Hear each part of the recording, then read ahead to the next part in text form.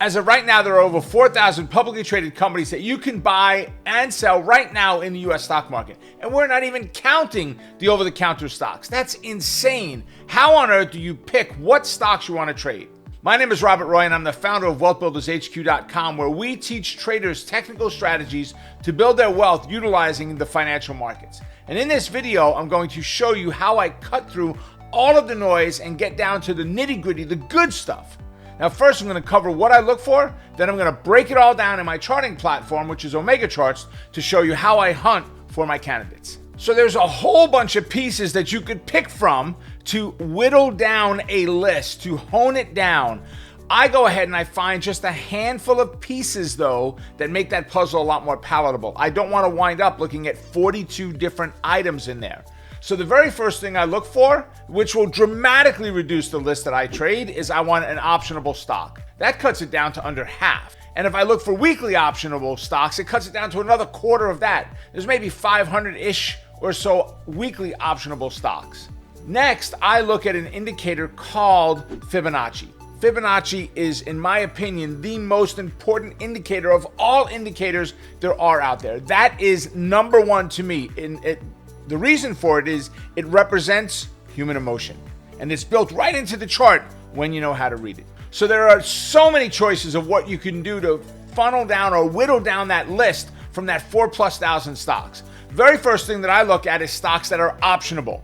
Now that alone will cut the list down dramatically, but when we make it a weekly optionable stock, it takes it down even further than that, just a few hundred weekly optionable stocks to choose from. Then I use an indicator called Wilder's Average True Range. Well, what is that? There's two different indicators. You may not have heard of Wilder's Average True Range. You may be using an Average True Range. They're similar, of one very small variation to it. I like the Wilder's better. I'm not going to go into a detail on that right here today, but I like the Wilder's better. But if you don't have it, Average True Range will work. It just helps me when there's a large gap in a particular day that I can take advantage of that. Average True Range, or Wilder's Average True Range, tells me basically what's the average range of that stock from high to low over the last X days. My X is 13 days, is what I have it set for. And then I look at volume. Listen, I like going to parties. I bet many of you like going to parties. How many of you like to go to parties? Right? I love going to a party. Right? But I don't want to be the only one at the party unless you're trying to have a pity party, right? Which I can't stand, right? I want to go to parties. I want there to be a lot of people, excitement, movement around, people to talk to, right? Places to hide, get lost, get involved. Well, volume, making sure there's enough shares traded every day, does just that. I want to make sure I'm not the only person at the party, where I'm the only guy or gal or person that is buying that stock. So I want my volume to be at least 1 million shares traded a day. And then price. You've got to look at what price range you're comfortable to trade in. Are you comfortable trading a booking at $2,000, or a Chipotle Mexican Grill at $1,500, or a Costco at $500? You know, what price range are you comfortable at? For most people, I would say you probably want to filter that down or bring that down into a tighter range, and we'll take a look at that in just a little bit. But on average, if you started off with 50 to 200, and then we could see how many candidates we wind up with, that's a great place to consider looking at first. So let's dive into Omega Charts and let me show you how I use this amazing program to bring all of those 4,000+ stocks down to almost nothing.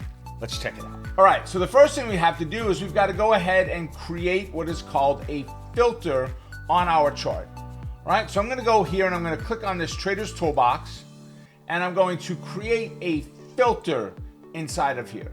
And that filter is going to be where I add in the components such as optionable, average true range, volume, and so forth, okay? So we're going to add the easy ones in first. We're going to start off with a new filter we're going to build. All right, that's first and foremost.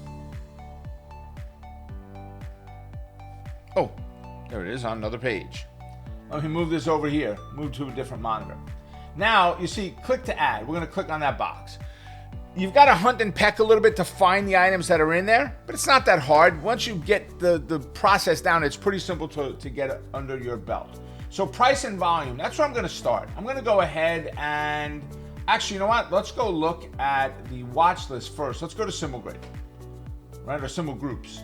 We're looking for optionable. Now, I want weekly optionable. It happens to be not optionable then weekly, it's weekly optionable. So it's the very last watch list that you can choose. That gives me 430 stocks. We have just taken the 4,000 plus stocks and dropped it down to 10% in total of what we're looking at there, right? Just with that one feature alone. From there, we're going to click to add on our next item, and we're going to go back to price and volume. So let's go ahead and go to volume first. So I'm going to click on volume. Now, when volume comes in, it comes in as a percentile. I don't want to use it as percentile. I want to use it as a value. So I'm going to click on value, and here's what it has. Below a million, or greater than or equal to 0, and below X. Right now, I don't want to stick to a cap. I don't want to say it can only go as high as 2 million or 5 million. I want this to be anything that's at least a million or greater, right? So above 1 million, 6 zeros, and we're going to go ahead and get rid of that under the below box, and look what happens now. We take 430 candidates down to 324. Nice, right? So that's our next step, but we need more. We're going to go ahead and we're going to go back to price and volume. We're going to do closing price, and it's just close. It's not, we're not using the last 5 or 40, we're not doing any of that. Just closing price, right? So what's my closing price? Once again, it comes down as percentile, or comes out as percentile. I want value. You can get rid of these in here if you want, just to make it easier to see numbers. Whatever works for you. Whatever floats your boat. So right now, I want stocks that are above, let's say, $50 a share, and I want stocks that are below $200 a share. 200. By doing that, it drops my count down from 324 to 134. So it still dramatically reduced the number of candidates that I had. So you see where we're going here? Every step is to take it down just another notch, just a little bit closer to coming up with a manageable list. Because can I look at 430 stocks in a day? I can. But by the time I get to the last one, it's I'm done. I'm not interested. It's way too many. Let me get the best ones, the ones that fit my criteria of the things I'm looking for. Now, the last component here is something that I have custom built in Omega Charts, and I'm going to show you exactly what's in it, so you can build it yourself inside of Omega Charts as well. And if you don't have Omega Charts, then you're going to find where they have Wilder's average true range or average true range in your charting program, and you'll add it that way instead. So we're going to go ahead over to miscellaneous, and I name everything that I create with an RR. It starts with an RR. So I know where to find it. And then it's Wilder's, WATR, so it's going to be way down the RR list. There's a lot of them in there. Oh, there you go. Wilder's average true range hyphen ATR, right? And I have greater than 25 cents, 50 cents, and so forth. I'm going to start off with $2 here, right? And when I do that, if the average true range is at least $2, I now have 103 candidates for us to choose from on our list. Might still be a little bit big for an everyday list. We'll see, right? But I want to show you first what's inside of here. So I'm going to make sure this is highlighted, and I'm going to edit the item. And opened it up on another page. See, and this is why, folks, this is why I like Omega Charts, because it's simple language. Listen, if you've been watching me for any amount of time, you know that I love TradeStation. I love them. They have a language called Easy Language. They lied. It's not easy. I took a 3-day course on it. About an hour into the 3-day course, I traded for the rest of the 3 days we were there. Didn't touch the platform because I didn't understand it. You needed to be a programmer. I don't need to be a programmer for Wilder's average true range. You can see how it's written. In parentheses 13, that's the time frame I use. It will come up as a standard of 14. I use fib numbers, okay?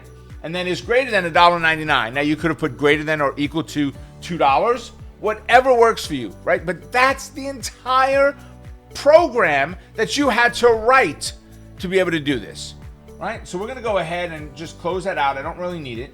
So if you look at this and go, Rob, maybe it's too many candidates. Maybe I want to hone them down a little bit. You could have just edited this right inside of here, the Wilder's average true range. We're going to delete it. I'm going to remove that condition. We're going to put a new one in.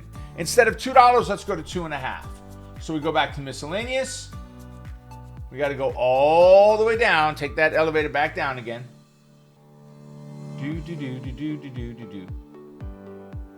There's the V, there's the W's. Okay, so we have 2.5, right? That now gives me 81 candidates. All right, I think that's a very manageable number to put on a list. You have 81 stocks to look through. Once you go through and get them all set up the way you liked, drawing your lines on them, your trends on them, Fibonacci's if you use them. Once that's done, it should take you seconds every day to analyze that stock and go, yes or no. You know, it's not going to take you a minute per chart. The only time you're going to really stop is if you see something and you go, ooh, wait a second, is this setting up, or do I need to draw some new lines, or what happened here? Other than that, you're going to go through them pretty quickly. So we've got all the criteria and the filter components set up in there. We have 81 candidates. I now need to save this. Well, guess what? I'm going to save this with my initials so I know I built it. It's not something that came in the program. And it's going to be RR Test Filter 2. And I'm going to click OK. That's done. And now it's here, display list. I love this. Click on it, and there's RR Test Filter 2. It's right there. I've got all my stocks inside. I'm good to go. We can click close on this. And every one of my stocks, are there any majors in there? Guys, watch this.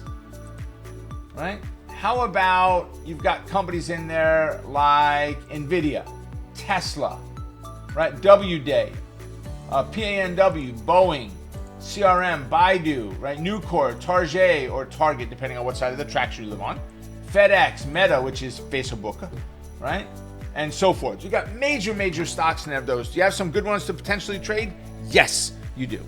There are a ton of stocks to trade in the US markets, but you don't need to trade everything. You just need a small basket of 5, 10, maybe 20 stocks, and you can potentially make a living or even better. Until next time, make it a profitable day. Stay focused on the quest to becoming a great trader. Keep crushing it, and remember, you're just one trade away. Click here to find another one of our great trainings to make you a better trader.